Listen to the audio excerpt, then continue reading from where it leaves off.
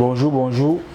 Bienvenue dans cette vidéo où nous allons aborder la thématique du lotissement. C'est quoi un lotissement? Nous allons dire qu'un lotissement, c'est une procédure qui consiste à découper des grandes surfaces, généralement en hectares, en des petites surfaces qu'on appelle ici des lots, et pour les mettre à la disposition de la clientèle. Cette clientèle qui peut être l'État, qui peut être les particuliers, qui peut être les hommes d'affaires.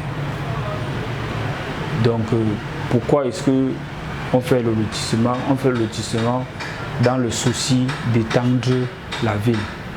On fait le lotissement dans le souci d'étendre la ville, d'agrandir la ville. Souvenez-vous que tout le monde a le réflexe de vivre dans les villes. Donc c'est dans les villes généralement qu'on retrouve la plupart de la population. Et pourquoi cette population-là vit dans la ville? Cette population-là veut vivre dans la ville parce que dans la ville ou bien dans les villes généralement, il y a le développement par rapport aux zones rurales. Donc dans les zones urbaines, que nous entendons par ville, il y a plus de développement que dans les zones rurales que nous entendons par village. Donc tout le monde a dans cette tendance-là à vouloir vivre en ville pour profiter au maximum de la modernisation et des facilités qu'offre la vie dans les villes.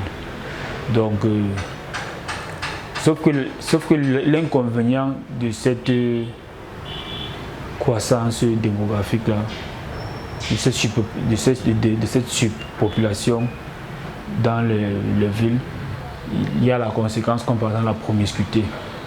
La promiscuité, c'est quoi? C'est le fait de se retrouver 10, 20, 30 dans une maison. Et aussi au Cameroun en général et dans les zones du nord et sud-est en particulier, avec le nouveau climat qui se vit là-bas, il y a eu donc augmentation des populations dans les villes environnantes comme Douala, d'autres Yaoundé, d'autres Konsamba et bien d'autres. Donc ce qui fait en sorte donc il y a ce problème de promiscuité. Et cette promiscuité, la population recherche les nouvelles espaces. Et donc, comme solution pour pallier à cette croissance démographique, on essaie de voir comment est-ce qu'on peut créer de nouvelles villes. Ça, c'est généralement le devoir de la communauté urbaine. Comment est-ce qu'il va faire pour créer de nouvelles villes? Donc, sauf que là aussi, pour créer de nouvelles villes, il faut bien que ça soit à côté de la ville. Donc, généralement, c'est à côté de la ville que vous allez voir, on fait des projets de lotissement. Par exemple, à Douala, vous allez voir dans la ville. Donc, vous allez voir généralement, après, il y a Salava, il y a un nouveau lotissement. Vous allez voir du côté de Bonhomme Sadi, après lundi, on avait fait le lotissement à lundi, après maintenant on a envie de faire l'autre en Gombe. Donc ça c'est pour étendre la ville, généralement c'est à côté d'une autre ville. Donc c'est ça donc le lotissement. C'est ça donc qui amène à créer des nouveaux lotissements. Bon maintenant, une fois qu'on a donc créé un nouveau lotissement comme celui-là, qu'est-ce qu'on fait? Les hommes d'affaires qui sont généralement portés par ce projet de lotissement parce que ça demande de grands moyens. Donc qu'est-ce qui se passe généralement, c'est qu'ils vont les propriétaires de ces terrains, de ces espaces, parce qu'à la base, la terre appartient aux premiers occupants. Donc cette terre-là, forcément, il y a une personne qui entretient ça. Ils vont aller vers ces propriétaires de terrain là, et ils vont leur proposer le projet de lotissement qu'ils aimeraient faire dans cette broussaille-là. Et généralement, ça passe, généralement, ça ne passe pas, mais ce sont des négociations qui se font souvent pendant des décennies. Et lorsque tous ces propriétaires de terrain là, souvent ils sont plusieurs, souvent ils peuvent se retrouver même 10 familles, 20 familles, 30 familles, parfois même 50 familles. C'est aussi possible que ce soit une famille. Donc il faut gérer ce problème-là. Maintenant, une fois que c'est fait, ils vont donc aller maintenant vers le notaire. C'est-à-dire que lorsqu'ils ont réussi à lorsqu'ils ont finalement trouvé un terrain d'entente, avec les populations qui ont qui ont cette parcelle-là, ils vont donc aller chez un notaire pour faire une transaction et pour faire un protocole d'accord, autant pour moi. Parce qu'il faut se dire aussi, ce qu'il faut aussi préciser, c'est que ces populations-là, généralement, ils n'ont pas de moyens.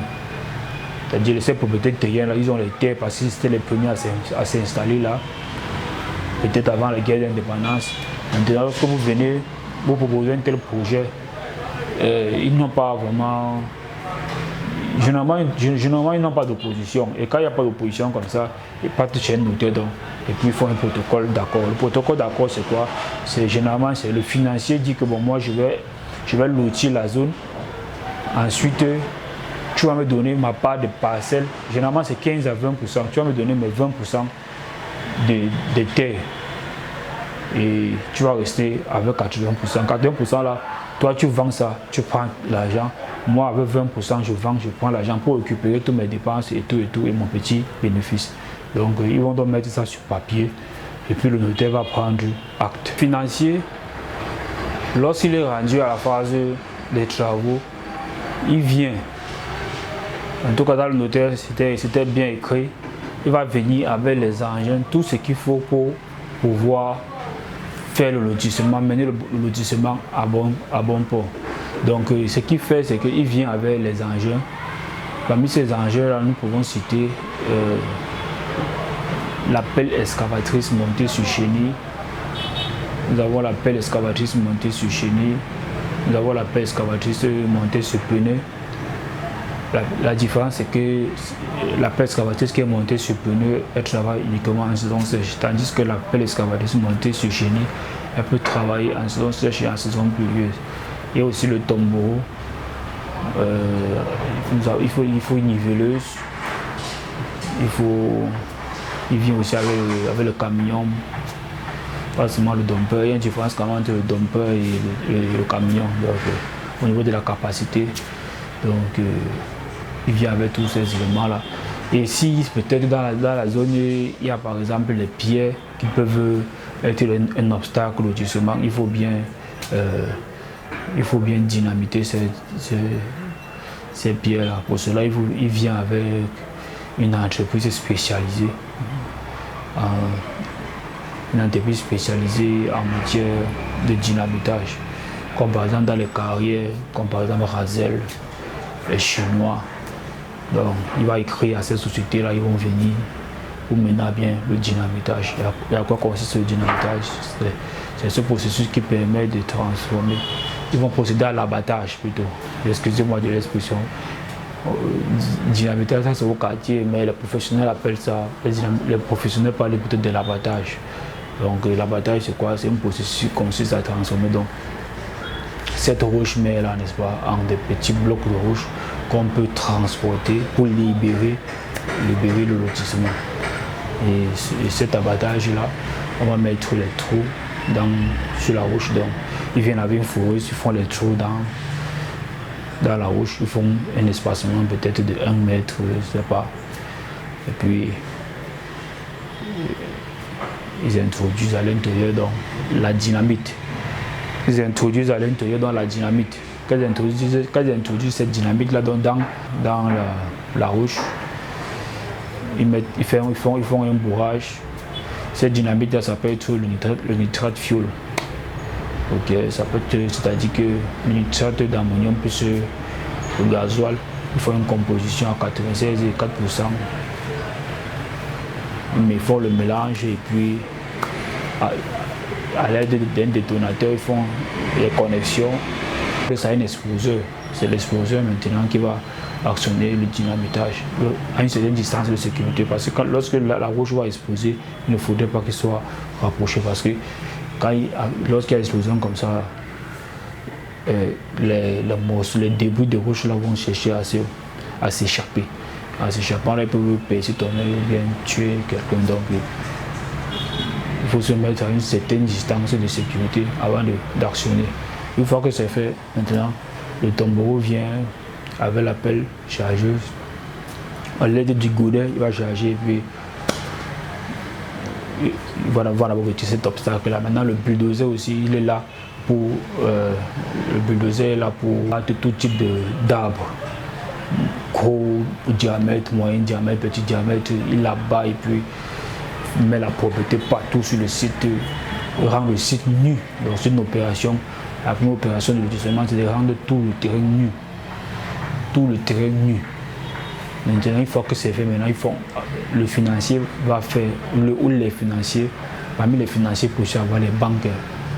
Il y a les banques qui font dans le lotissement. Donc, un géomètre assermenté qui va venir maintenant procéder au lotissement suivant les normes cadastrales. Donc, ils vont venir faire les lotissements en petit lot parce que souvenez-vous peut-être que ce terrain-là appartenait à une personne.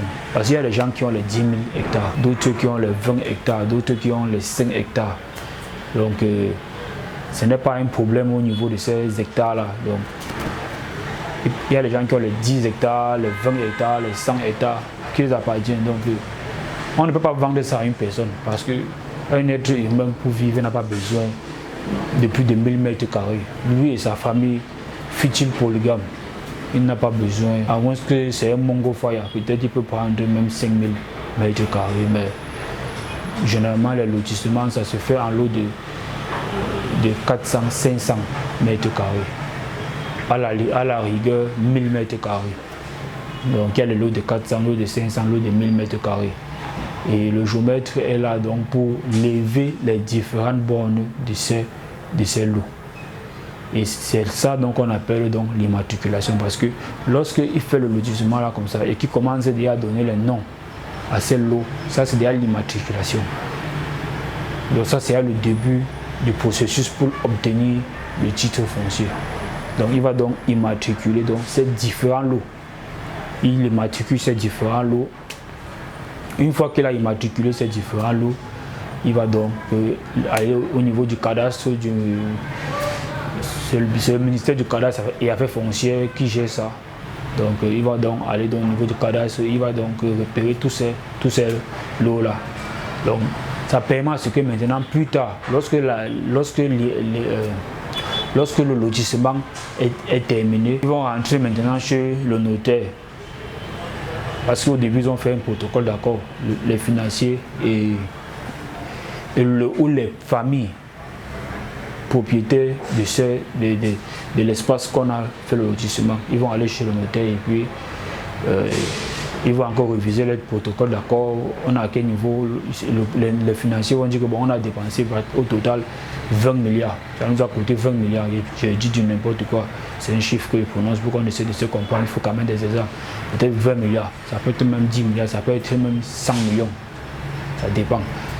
Ça dépend de la surface lotie et des obstacles rencontrés. La surface peut être petite, mais il y avait peut-être l'eau. Il a fallu créer d'abord un pont pour permettre aux populations de traverser et aller. Donc ça dépend. Ça dépend de tout ce qu'ils ont fait là. Ils vont revoir le protocole d'accord. Dès que c'est bon maintenant, il faut maintenant la mise en service. La mise en service c'est quoi? C'est la mise en vente. Bon, avant la mise en vente, maintenant pour attirer les clients. La mise en service, les populations donc qui sont sorties, qui sont par exemple à Yassa, ou bien un gars qui loue par exemple à Bonamoussadi.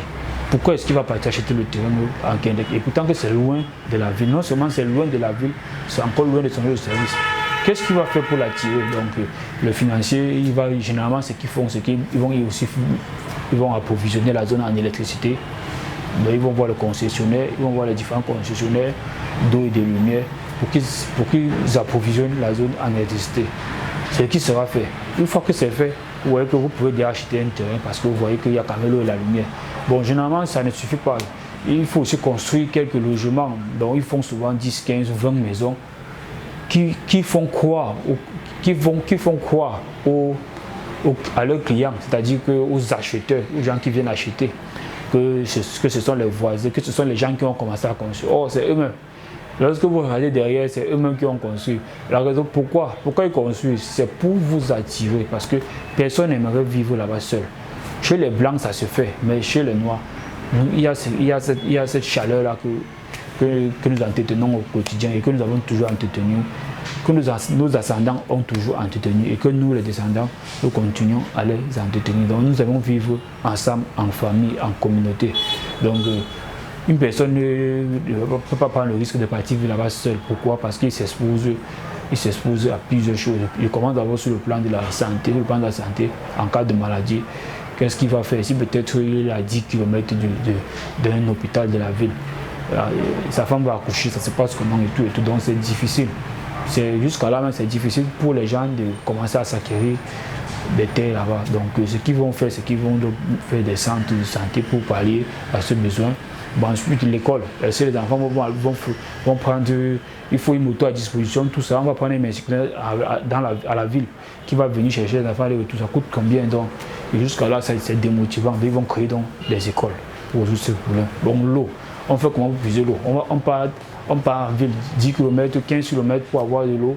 Non, qu'est-ce qu'on fait? On fait des forages. Au cas où peut-être le concessionnaire n'est pas venu installer l'eau, on peut faire des forages, quelques forages pour encourager les gens à venir. Tout ça fait partie. Et lorsque le financier a fait tout ça, vous voyez que plus il investit, plus la valeur du lot va coûter cher. Plus il investit, plus la valeur du lot va coûter cher. Donc, si vous voyez peut-être un lotissement où on vend un terrain peut-être j'ai dit du n'importe quoi, à 500 francs le mètre carré, et que c'est quand même à 10 km de la route, posez-vous la question. Si, est-ce qu'il a suffisamment investi? Parce que souvent il est limité par les moyens. Il y a même des lotissements, même que le financier n'a même pas assez d'argent. Qu'est-ce qu'il fait? Lorsque vous venez, il vous montre le plan de lotissement et vous dit de choisir une parcelle et de donner 2 millions. Qu'est-ce qu'il fait avec les 2 millions? Il prend les 2 millions là, il peut augmenter sur l'investissement de départ. Ça lui permet donc de terminer le lotissement et à la fin maintenant d'avoir votre parcelle. Donc c'est légion. Donc il y a même les gens qui vont m'appeler pour se plaindre des frais, des confrères qui font dans ça. Je leur rassure seulement que non, ne vous découragez pas. Ça peut prendre même 10 ans. Hein, parce que si les financiers n'ont pas assez de moyens, pour mener l'opération, ils sont souvent appelés à vous mettre en confiance. Que bon, donner, si peut-être vous avez même 20, à donner même 2 millions, ça fait combien? 20 personnes qui donnent 2 millions, ça fait 40 millions. Il prend les 40 millions là, il fait peut-être le fourrage, il va l'appeler et nous vient mettre la lumière. Donc c'est un projet, il faut être visionnaire. Lorsque vous donnez peut-être 1000 francs le mètre carré, peut-être à 2 km ou 5 km de la route, c'est un nouveau lotissement. Vous attendez à ce que du jour au lendemain, ils vous mettent dans toutes les conditions pour aller prendre. Il peut vous monter l'eau, mais vous n'allez pas aimer. Parce qu'il est encore en train de... C'est vrai que souvent, sur le plan marketing, ils sont obligés de vous mentir que non, dès que tu donnes, ça fait 6 mois, ça sort. Souvent, ce n'est pas le fait. Souvent, ce n'est pas la narque. Souvent, c'est juste que il vous emballe là parce que vraiment, il y a mouillé jusqu'au cou. Et puis, je ne défends personne, hein, mais souvent, c'est qu'il est mouillé jusqu'au cou. Et puis, il est dans la procédure, il faut juste patienter. Parfois, ça prend même 10 ans. Mais après, maintenant, vous avez le lot. Donc il faut comprendre un peu. J'ai fait cette vidéo pour faire comprendre un peu ce process-là. Donc lorsque tout ça est prêt maintenant, vous venez maintenant, vous prenez votre lot. Les premières personnes vont prendre de l'eau peut-être à 8 000, 10 000. Lorsque tout est prêt, tout est bon. Mais ceux qui ont cru au projet vont les prendre peut-être à 1000 francs, 500, 700. Mais ceux qui n'ont pas cru, qui ont été tomates, qui ont attendu, qui vont voir ils vont voir ce qui va se passer du début jusqu'à la fin. En ce moment-là, généralement, ces gars, ils sont dans les 8 000, 10 000, 12 000. Et maintenant, lorsque vous achetez à 10 000, vous attendez 10 ans. Vous allez voir que les gens vont s'installer parce que le financier a le temps de faire les écoles, investir autrement pour pouvoir vous attirer. Donc après, vous venez seulement, on dit qu'ici, c'est à 25 000 m². Et les premières personnes qui ont cru au projet, qu'est-ce qui se passe? C'est que ils peuvent garder aussi et puis revendre ça 2 fois, 3 fois plus cher parce que le terrain prend de la valeur avec le temps. Donc investir dans le foncier n'a jamais été une mauvaise chose. Il y a des gens qui, quand ils entendent le lotissement, ils gardent même 2 millions quelque part. Ils soutiennent les financiers. Il y a des gens aussi que peut-être il y a 20, peut-être qu'il a même ces 2 millions dans le lotissement. Il donne ces 2 millions rapidement aux financiers, ils font le protocole d'accord chez le notaire, il prend son papier, il lui fait confiance. Même après 10 ans, le terrain est bon, il vient, il choisit ces 2 lots. Immédiatement, soit il les vend, soit il exploite, soit il fait un projet immobilier là-bas, soit il attend encore même 20 ans et il vend ça à 10 fois, voire 20 fois, voire 30 fois le prix qu'il avait donné aux financiers. Donc c'est un peu comme ça que ça se passe au niveau du lotissement. Donc prenez votre décision, regardez le contour du lotissement, regardez le cadre juridique, travaillez avec les hommes de loi et puis je pense que ça fait partie des investissements qu'il faut se lancer. Nous ne saurons terminer cette vidéo sans vous parler, sans vous donner quelques conseils. Lorsque vous voulez acheter un terrain, comme tout le monde aime rester en ville, je ne veux citer aucun quartier ici pour ne pas me créer les ennuis. Parce que comment identifier un terrain loti et un terrain non loti? Quand on dit loti, c'est un terrain titré. Parce que lorsqu'on fait déjà de l'eau, c'est pour dire que ce sont des terrains immatriculés. Et quand un terrain immatriculé, c'est un terrain qui est dans la procédure d'obtention du titre foncier. Donc lorsqu'on vous vend, on vous donne déjà les papiers pour permettre de continuer jusqu'au titre foncier. Donc comment connaître qu'un quartier loti par exemple? Il y a les voies d'accès. Parce qu'on ne peut pas faire des quartiers. Il y a des gens qui vivent dans le quartier que pour entrer chez lui, il doit se courber. Il doit se mettre comme ça là en biais pour pouvoir entrer chez lui parce qu'il n'y a pas la route. La largeur des épaules c'est 50 cm, mais il y a ceux que pour entrer même chez eux, il faut que vraiment ils forcent pour pouvoir entrer parce que vraiment c'est grave. Les gars, dormez tranquille, c'est un terrain non loti, c'est un quartier non loti. Parce qu'un quartier qui est loti est tracé. Qui dit tracé dit qu'il y a les routes, il y a les voies d'accès. Il y a les quartiers qui sont développés, qui sont non lotis. Je me retiens de prononcer le nom des quartiers. Mais lorsque je vous donne les indices comme ça, vous devez comprendre. Donc, lorsque ces terrains-là, lorsque ces quartiers sont non lotis, lorsqu'on vous dit qu'il y a un titre, n'acceptez pas. Parce qu'on ne peut pas immatriculer un quartier qui n'a pas les voies d'accès réglementaires, qui respecte les normes cadastrales. Donc, rapprochez-vous d'un géomètre assermenté. Il va vous aider si vraiment le terrain-là est titré ou pas. Même à mon petit niveau, là, nous avons des logiciels qu'on peut vérifier pour voir si le terrain qu'on vous vend là, c'est vraiment à Japoma. Parce qu'on vous vend un terrain à lundi, on vous dit c'est à Japoma. On a eu un client comme ça. On prend ce dossier technique, on entre dans le logiciel et on se rend compte que ça sort plutôt à PK17. Et pourtant, quand on leur dit que le terrain est à Bonamoussali. Donc, faites certain nombre de vérifications avant d'avoir la certitude que le terrain là, qu'on vous vend là, c'est vraiment ce terrain là. Parfois, c'est même là, dans le quartier là, mais c'est à 100 mètres de l'eau. Mais comme on sait que tout le monde veut rester en bordure de route, on vous fait donc miroiter. Mais lorsque vous venez vous installer, on vous dit que ce terrain ne vous appartient pas. Maintenant, quand vous partez fouiller, il se fait déjà tard, vous allez partir en bourse. Vous êtes dans le regret. Donc, vous êtes dans les mois. Donc, ce que je peux vous dire, c'est de faire attention à ce niveau-là. Donc, le premier conseil, c'est que pour acheter un terrain, assurez-vous que le terrain là est titré. Acheter un terrain qui était passé, un terrain titré est inattaquable. Ça n'a pas les inconvénients. Ça a que des avantages. Et le moins cher est toujours cher. Lorsque vous achetez un terrain non titré, après maintenant si on vient on vous détruit parce que la mairie tôt ou tard peut vouloir pas avoir un projet dans ces zones.